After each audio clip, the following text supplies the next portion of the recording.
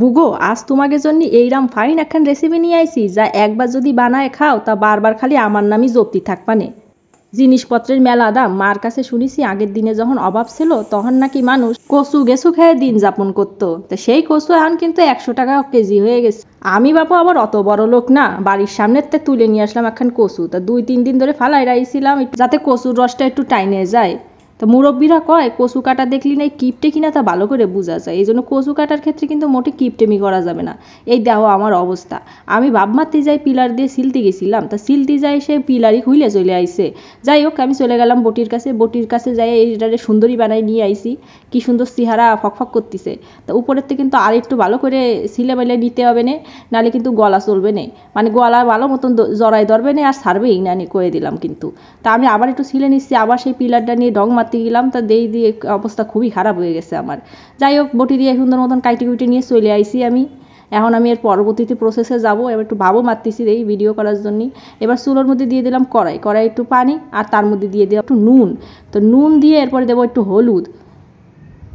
এই তো হলুদ গুঁড়া দেওয়া হয়ে গেল।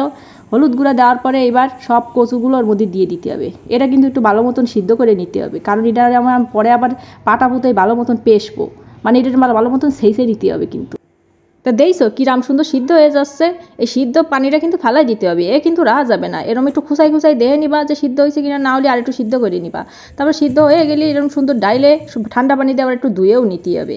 যাই হোক তা আমি ধুয়ে টুয়ে সুন্দর মতন পরিষ্কার করে নিচ্ছি, নিয়ে টেয়ে চলে আসবো বাকি কাজে। তা এরপরে আমি আমার পাটাপুতোটা নামাই নিছি, নামাই নিয়ে সুন্দর এটারে এবার ছ্যাঁচা শুরু করবো। ছ্যাঁচা সুন্দর ঝাঁকানাকা করে ছেঁচে নেব।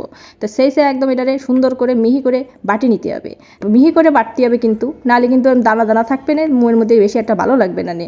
আমি চেষ্টা করতেছি মিহি করে বাটার। আমার পাটাপুতোটা হয়ে গেছে একটু ছোটো, কারণ আমরা 2জন মানুষের সংসার, বেশি বড় লাগে না। যাই হোক পরবর্তী রান্নায় চলে আসলাম, দিয়ে দিলাম একটু তেল, তারপর দিয়ে দিলাম একটু রসুন কুচি। তেল একটু ভাজে নিতে হবে না, ভাজে এই রান্নায় কিন্তু একটু তেল রসুন তারপর হচ্ছে পেঁয়াজ বেশি লাগে। তা আমি একটু পেঁয়াজও দিয়ে দিলাম, প্রায় 1 কাপের কাছাকাছি পেঁয়াজ, যা দেখতে মনে হচ্ছে না আমি পেঁয়াজগুলো বরফের মধ্যে থায়ে এরাম হয়ে গেছে, এ আমি ফ্রিজে সংরক্ষণ করিলাম।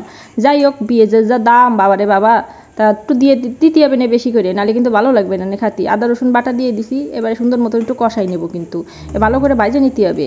এরপর বাকি গুঁড়ো মশলা দিয়ে দেবো, মরিচের গুঁড়ো দেবো। মরিচের গুঁড়ো একটু বেশি দিলে ভালো লাগবে না, কারণ যারা একটু ঝাল বেশি খায় তারা একটু বেশি করে ঝাল দিবেন। আর তারপর দিতে হবে একটু হলুদের গুঁড়ো দিয়ে মশলাটাকে সুন্দর মতন একদম পানি দিয়ে কষাই নিতে হবে।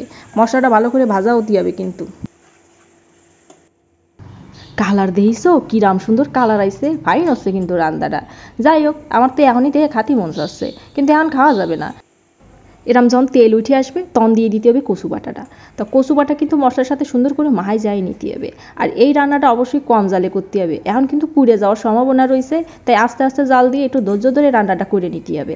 তো এইটা সুন্দর মতন বারবার এরকম মশলার সাথে মিশিয়ে দিয়ে আস্তে আস্তে ভাজা করে রাঁধতে নিতে হবে। এটা কিন্তু একদম পানি শুকিয়ে ভাজা হয়ে যাবে, তালি খাতি খুব সেইরাম ফাইন লাগবে, আর গোয়ালা একটুও ধরবে না। তা এই পর্যায়ে একটু নুন দিয়ে দিচ্ছি, কারণ কচু সিদ্ধের সময় কিন্তু নুন দিছি, তাই একটু খায়ে দেখলাম নুনের কি অবস্থা, এই জন্য যতটুক নুন লাগবে ততটুক নুন দিয়ে নিছি। তো একটু পরপর কিন্তু নাড়িয়ে দিতে হবে নাহলে কিন্তু তলায় পুড়ে একদম কচুর কালাবুনো হয়ে যাবে কালাবুনো করা যাবে না, একটু লালচে থাকতেই উঠে ফেলতে হবে।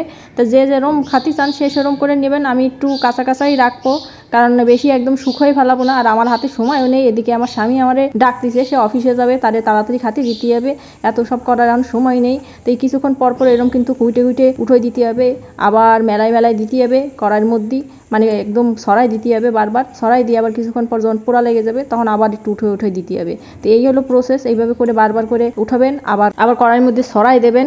তো এরকম সরাই দিয়ে একদম শুকোইয়া ফেলতে হবে।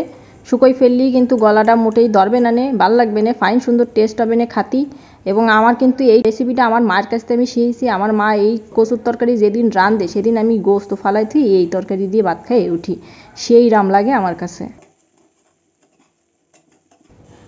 ফাইন সুন্দর ভাজা একখান ঘেরান বেরোইছে কিন্তু। তো এই তো রান্না কিন্তু আমার প্রায় শেষের দিকে চলে আইছে। এখন দিয়ে দেবো খানিকটা ধনে পাতা দিলে ঘেরানটা আর একটু সুন্দর হবে না। তো ধনে পাতাটা সুন্দর করে মিশিয়ে নেব, মিশিয়ে নিয়ে তারপর চুলোতে উঠাই ফেলাবো। ভালো করে মিশিয়ে নিচ্ছি এখন। তা তোমরা কারা এরম কচু জুড়ো বানাই খাইছো আমার একটু কমেন্ট করে কয়ে নে দিই। আমরা কিন্তু মাঝে মাঝেই এরম করে রাইন্দে খাই। যাই হোক তা চলে আসলাম খাতি। অনেকে আছে কচুর এই নিচের অংশটুকু ফালাই দেয়, তা ফালাই দিয়ে কিন্তু কোনো লাভ নেই, জিনিসপত্রের যেই দাম তা সব কিছুর ব্যবহার করা উচিত। তা খাই একটু দেই কিরাম লাগতেছে, ঘিরানেই তো পেট ভরে যাচ্ছে। বাবা রে বাবা, সকালবেলা গরম ভাতে এইরাম যদি একটু কচু বাটা হয়, এরম কচুর ঝুড়ো হয়, তা সেই রাম করে কিন্তু কয়টা ভাত খাওয়া যায়, সারাদিনের এনার্জি পাওয়া যায়। সেই রাম একটা স্বাদ হয়েছে। তা কিরম লাগলো ভিডিওটা জানায় নে। আসসালামু আলাইকুম, আল্লাহ হাফিজ।